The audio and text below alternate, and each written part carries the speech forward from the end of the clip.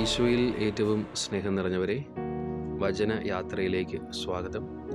ഇന്ന് നമ്മൾ വായിക്കുന്ന വചനഭാഗം യോഹന്നാൻ്റെ സുവിശേഷം 6-ാം അധ്യായം 35 മുതൽ 40 വരെയുള്ള വാക്യങ്ങളാണ്. ഇന്നത്തെ സുവിശേഷം വായിച്ചപ്പോൾ അതിലൊരു സെൻറ്റൻസ് വളരെ പ്രധാനപ്പെട്ടതാണെന്ന് തോന്നി. ഞാൻ സ്വർഗത്തിൽ നിന്ന് വന്നിരിക്കുന്നത് എൻ്റെ ഇഷ്ടം പ്രവർത്തിക്കാനല്ല, എന്നെ അയച്ചവൻ്റെ ഇഷ്ടം നിറവേറ്റുവാനാണ്. ഈ ഒരു കോൺസെപ്റ്റ് വളരെ പ്രധാനമാണെന്ന് തോന്നുന്നു. കർത്താവ് ഈ ഭൂമിയിൽ വന്നത് തൻ്റെ ഇഷ്ടം നിറവേറ്റുവാനല്ല, തൻ്റെ പിതാവിൻ്റെ ഇഷ്ടം നിറവേറ്റുവാനാണ്. വേറെ രീതിയിൽ പറഞ്ഞാൽ, നമ്മൾ ഈ ഭൂമിയിലായിരിക്കുന്നത് നമ്മുടെ കാര്യങ്ങൾ മാത്രം നോക്കാൻ വേണ്ടിയല്ല. നമ്മുടെ കാര്യങ്ങൾ നോക്കുന്നതോടൊപ്പം മറ്റുള്ളവരുടെ കാര്യങ്ങളും കൂടെ ഒന്ന് ശ്രദ്ധ ചെലുത്തുന്നത് വളരെ പ്രധാനപ്പെട്ടതാണെന്നുള്ളൊരാശയം കൂടെ ഇതിൽ പറയുന്നുണ്ട്. നമുക്കറിയാം, നമ്മൾ എല്ലാ ദിവസവും ഫേസ്ബുക്ക് നോക്കുന്നുണ്ട്, ഇൻസ്റ്റഗ്രാം നോക്കുന്നുണ്ട്, വാട്സപ്പ് നോക്കുന്നുണ്ട്. പല ചിന്തകൾ നമുക്ക് പങ്കുവയ്ക്കുന്നുണ്ട്. അത് നല്ലതാകാം, മോശമാകാം. അത് തിരഞ്ഞെടുക്കേണ്ട ഉത്തരവാദിത്വം നമ്മുടേതാണ്. അപ്പോൾ ഇൻസ്റ്റഗ്രാമിൽ ഇങ്ങനെയുള്ള പോസിറ്റീവായിട്ടുള്ള ചില ഐഡിയൊക്കെ ഞാൻ ഫോളോ ചെയ്യാറുണ്ട്. അങ്ങനെ ഫോളോ ചെയ്ത ഒരു ഐഡിയാണ് വീഡിയോ ലീ എന്ന് പറഞ്ഞൊരു ഐഡി. ഒരു ഐറിഷ് മാനാണ്. അദ്ദേഹത്തിൻ്റെ പ്രധാനപ്പെട്ട ഒരു ഹോബിയായിട്ട് അത് എടുത്തിരിക്കുന്നത് a mission to spread joy to the homeless. ഭവനമില്ലാത്തവർക്ക് സന്തോഷം നൽകുക എന്നുള്ള ഒരു മിഷനാണ്. വേറൊന്നുമല്ല, അദ്ദേഹം ഇങ്ങനെ തെരുവിലൂടെ പോകുമ്പോൾ തെരുവിലായിരിക്കുന്നവരെ കാണുന്നു.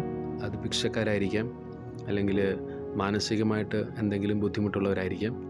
വളരെ ഷാബിയായിട്ടിരിക്കുന്നവരെയൊക്കെ അദ്ദേഹം കുളിപ്പിച്ച് നല്ല വസ്ത്രങ്ങളൊക്കെ ധരിപ്പിച്ച് ആഹാരമൊക്കെ കൊടുത്ത് അവരുടെ മുഖത്ത് ഒരു സന്തോഷം വരുന്ന ചിത്രം അദ്ദേഹം കാണിക്കുന്നുണ്ട്. ഇതൊരു വലിയ പ്രവൃത്തിയാണോ എന്ന് ചോദിച്ചാൽ ആണ്. കാരണം ഇതെല്ലാവർക്കും ചെയ്യാൻ പറ്റുന്ന കാര്യമല്ല. ഉള്ളിൻ്റെ ഉള്ളിൽ അദ്ദേഹവും മനുഷ്യനാണ് എന്നൊരു ചിന്ത ഉണ്ടെങ്കിൽ മാത്രമേ ഇങ്ങനെയുള്ള പ്രവൃത്തികൾ ചെയ്യാനായിട്ട് പറ്റുള്ളൂ. കർത്താവും ചെയ്തത് അത് തന്നെയാണ്. കുഷ്ഠരോഗിയെ കാണുമ്പോൾ, അല്ലെങ്കിൽ അന്ധനെ കാണുമ്പോൾ, ചെവി കേൾക്കാൻ പറ്റാത്തവനെ കാണുമ്പോൾ അവൻ സ്പർശിച്ചാണ് സൗഖ്യം നൽകുന്നത്. അപ്പോൾ ഒരു മനുഷ്യനെ നമ്മൾ സ്പർശിക്കുക എന്ന് പറയുന്നത് ഞാനും അവനെപ്പോലെ ഒരു ജീവിയാണ് എന്നുള്ളൊരു ബോധം വരുമ്പോഴാണ്. ഇൻസ്റ്റഗ്രാമിൽ ഈ ഒരു ഐഡി നിങ്ങൾക്ക് സെർച്ച് ചെയ്ത് നോക്കാം. അതിൽ ലീ ചെയ്യുന്നത് ഇത്ര തന്നെയാണ്. അദ്ദേഹം ഈ വേൾഡ് എക്സ്പ്ലോർ ചെയ്യാനായിട്ട് ശ്രമിക്കുന്ന ഒരാളാണ്. അതിൻ്റെ ഭാഗമായിട്ട് തന്നിലുള്ള സന്തോഷം മറ്റുള്ളവരായിട്ട് പങ്കുവയ്ക്കുക, അത് ഏറ്റവും അനുയോജ്യമായ വ്യക്തികളായിട്ട് പങ്കുവയ്ക്കുക എന്നുള്ളൊരു ആശയമാണ് അദ്ദേഹം നൽകുന്നത്. അദ്ദേഹം ചെയ്യുന്ന ഓരോ പ്രവൃത്തിയിലും ഒരു പോസിറ്റീവ് വൈബുണ്ട്. ഒരു വികൃതമായിട്ടിരിക്കുന്ന ഒരു മനുഷ്യനെ കുളിപ്പിച്ച് മുടിയൊക്കെ വെട്ടി നല്ല വസ്ത്രങ്ങളൊക്കെ ധരിപ്പിച്ച് ആഹാരം കൊടുക്കുമ്പോൾ ഒരു ട്രാൻസ്ഫോർമേഷൻ നമുക്കിവിടെ കാണാനായിട്ട് പറ്റും.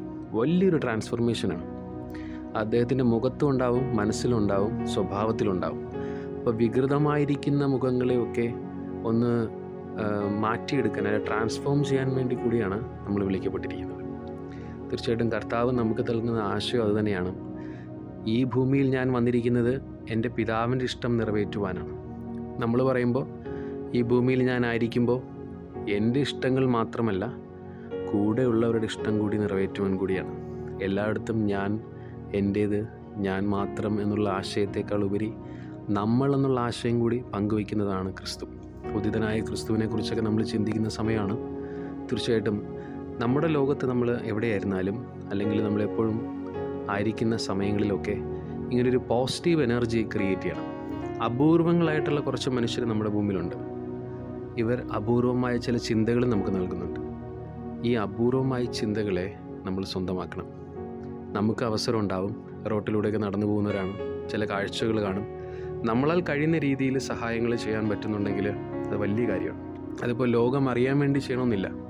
നമുക്ക് സന്തോഷം കിട്ടുന്ന, നമുക്ക് സമാധാനം കിട്ടുന്ന, അല്ലെങ്കിൽ നമുക്കൊരു ആനന്ദം കിട്ടുന്ന രീതിയിൽ കുറേയധികം കാര്യങ്ങൾ ചെയ്യാനായിട്ട് നമുക്ക് സാധിക്കും. അതിന് ഏറ്റവും നല്ല മാതൃക ക്രിസ്തു തന്നെയാണ്. ക്രിസ്തുവിന് ശേഷമുള്ളവരൊക്കെ അത് പ്രധാനമായിട്ട്, അതാണ് മിഷനെന്ന് ഏറ്റെടുത്തുകൊണ്ട് മുൻപോട്ട് പോയതുകൊണ്ടാണ് അവരൊക്കെ വിശുദ്ധരായൊരു രക്തസാക്ഷികളൊക്കെ ആയിട്ട് മാറിയത്.